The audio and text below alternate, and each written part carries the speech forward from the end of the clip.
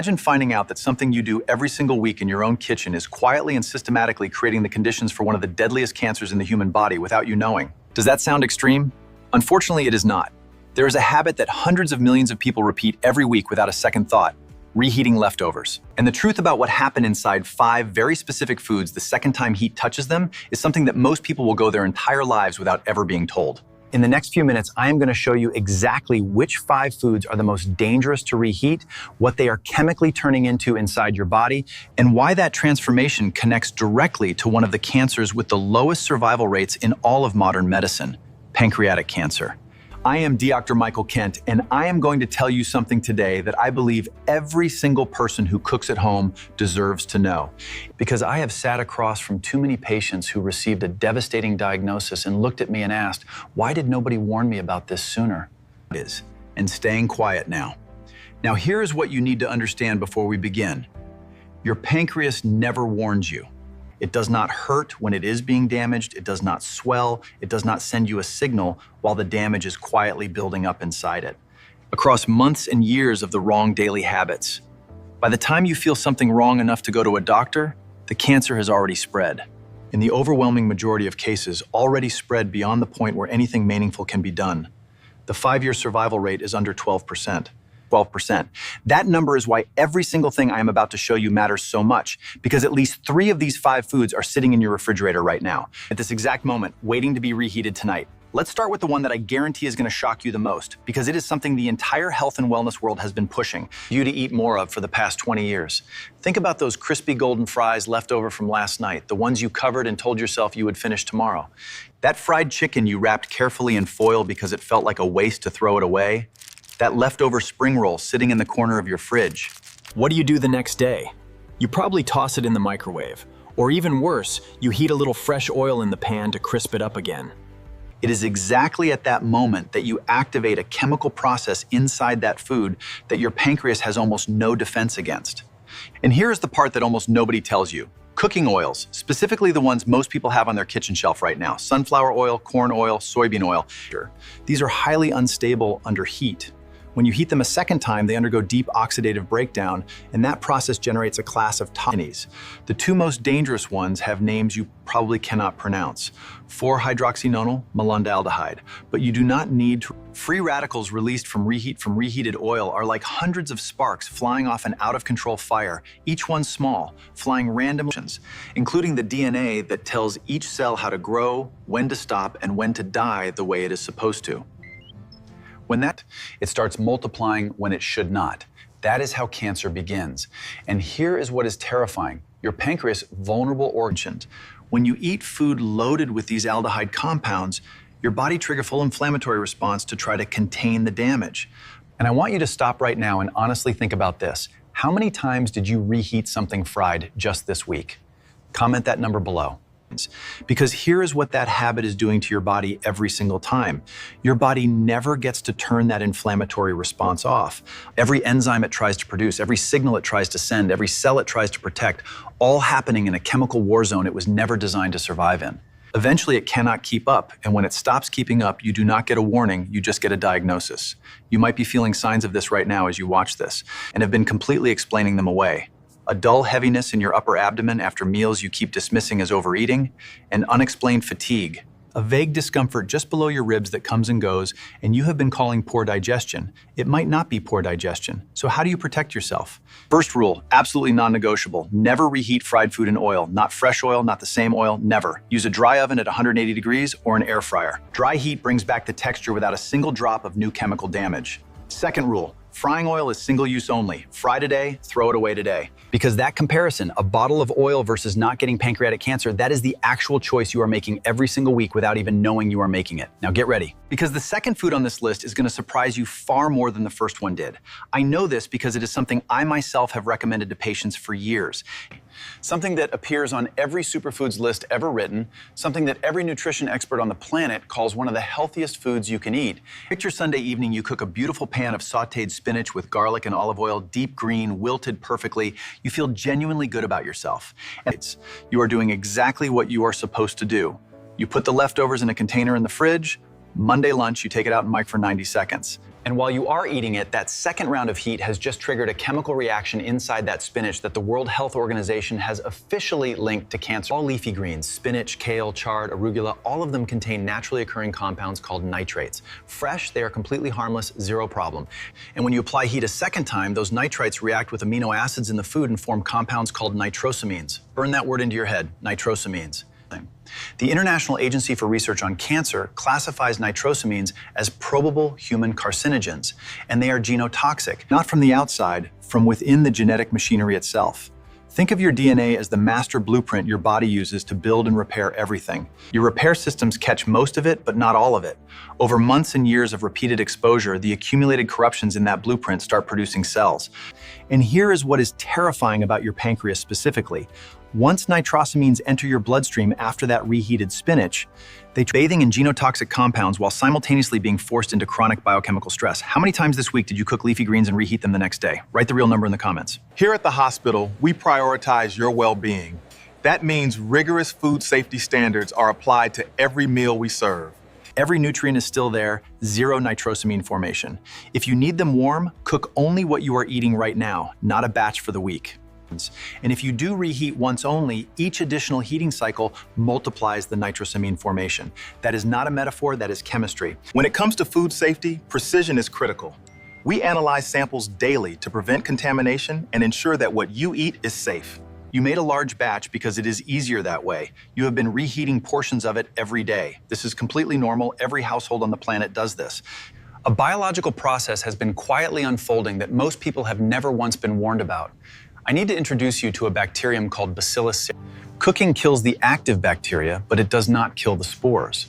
A spore is a hardened biological survival structure that certain bacteria, they sit dormant in your perfectly cooked rice, completely invisible, completely undetectable by any smell or taste.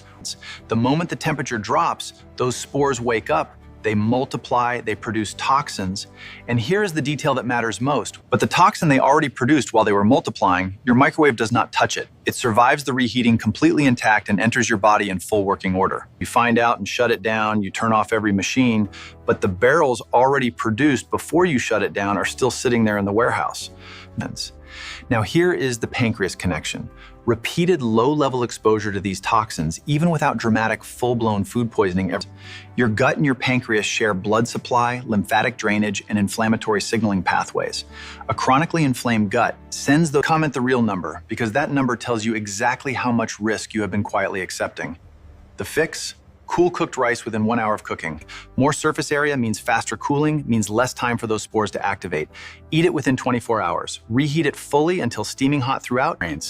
These are not complicated rules. They are just rules most people have simply never been told.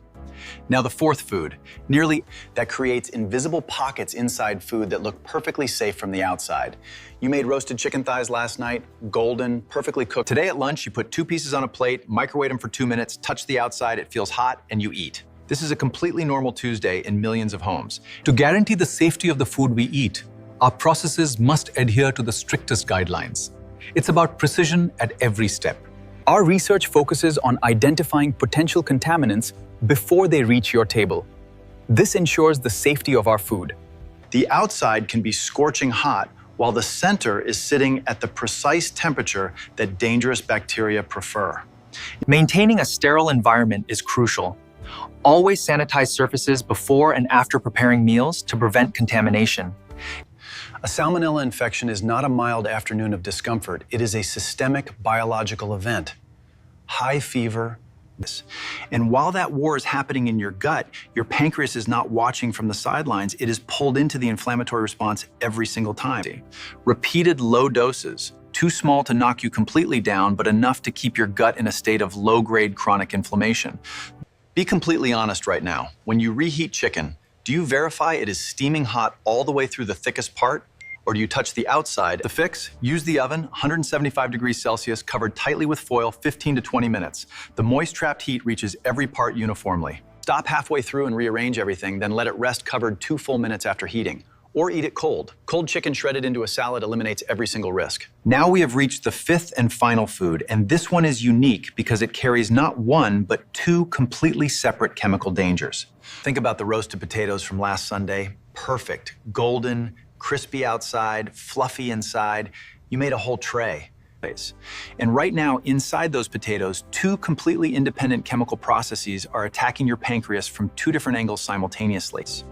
It forms when starchy foods are exposed to temperatures above 120 degrees Celsius. That golden color you love on a perfectly roasted potato. Ensuring food safety in a professional kitchen is paramount. It starts with proper hygiene and understanding cross-contamination risks. When you apply high heat a second time, the chemical conditions for acrylamide formation are more favorable than they were during the first cooking.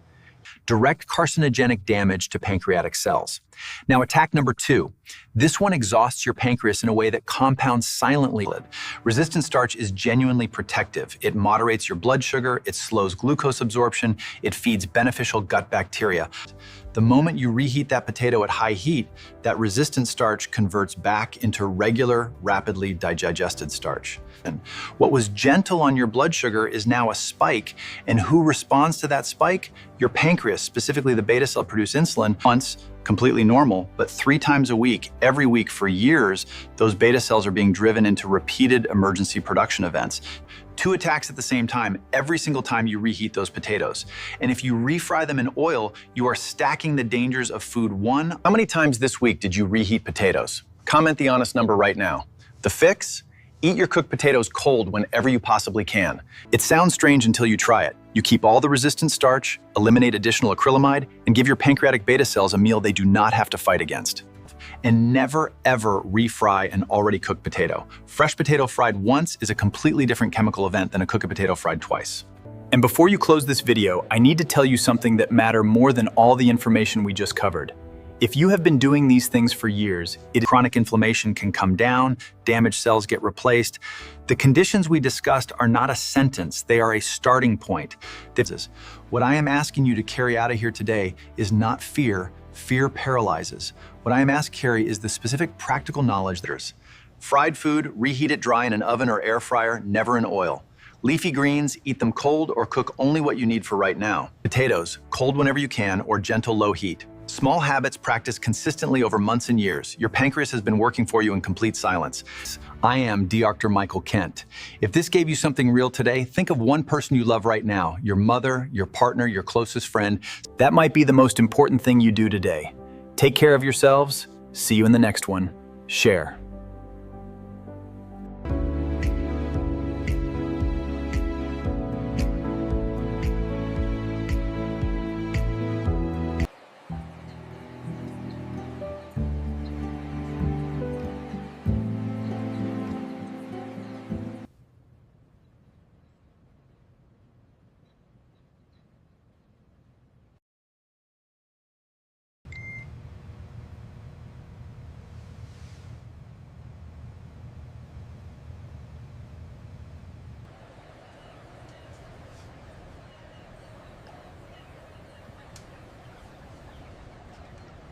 Remember, early detection is key, but rest assured you are in excellent hands and we will navigate this together.